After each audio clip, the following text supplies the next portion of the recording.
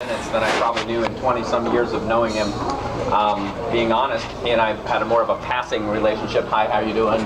Blah, blah, blah. Let's go dance. And since we weren't dance partners much, you know, our relationship never went much further. I think part of it, too, was it was difficult to communicate with John, and I really appreciate and applaud those of you who went deeper and got to know him. I'm sorry that I wasn't able to do that, but I do have some messages from a couple of people who couldn't be here today and asked me to share this. This is from Mary Margaret Faust. She said, would it be possible to tape the comments that people make about John at this memorial? I would really like to hear what others say about him. Also, would you please share this with the group? Mary Margaret was one of our long-term dancers. She's now in Northern Virginia. I think she's been gone from our group for 20-some years. But she said, John was a very dear friend of who I will miss very much. He was always full of questions and comments about life. One of my happy memories of him was when his parents and I went with John to the Norfolk Botanical Gardens. It was a beautiful afternoon to visit and enjoy the gardens. We laughed so much. I can still see John rolling in laughter.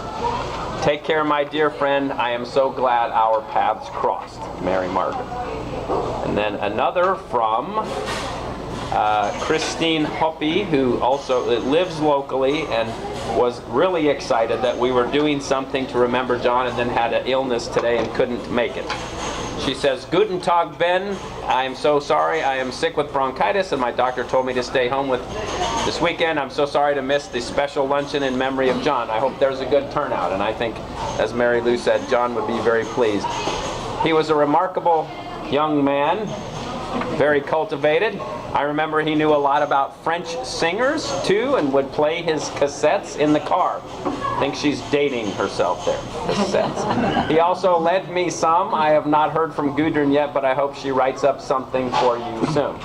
In October of this year, I called John to tell him at work we were organizing an Oktoberfest.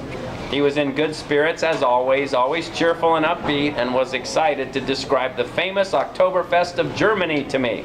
He also said that he had just been to Germany to see his relatives there. I believe he would go back to Germany every year. He also made fair trade coffee, who knew, and prepared the refreshments at our Unitarian Church near the Chrysler Art Museum. John always enjoyed chatting with people as he handed out the coffee mugs, and he was always friendly and cheerful. I liked his spirit. He never complained. He worked as an electrician, so had a busy life. He was a hard worker and very skilled. Once he invited me to his apartment, and I met his beloved big cat, Nigel. He had so many wonderful and big books with colorful pictures. He had many bookshelves, and he was very well read. I knew him as a folk dancer since I seldom do contra dance, which makes me dizzy. John knew every dance well and patiently taught beginners too, always encouraging them with a warm smile. He was a good teacher, patient and kind. Thank you for organizing the lunch. I hope a lot of people will reminisce and share stories about John. We miss him, Christine. And just one other brief thing. Many of you know Mike Levinsky. He runs an electrical company. John worked for Mike for a while, and Mike said, John was a hard worker. I remember one time he was drilling holes into a pole, and I came up to talk to him, and he's like, yeah, Mike, gotta go. He's working. So I'm sorry Mike couldn't make it, but that's all I have to share. If anyone else would like to, please feel free.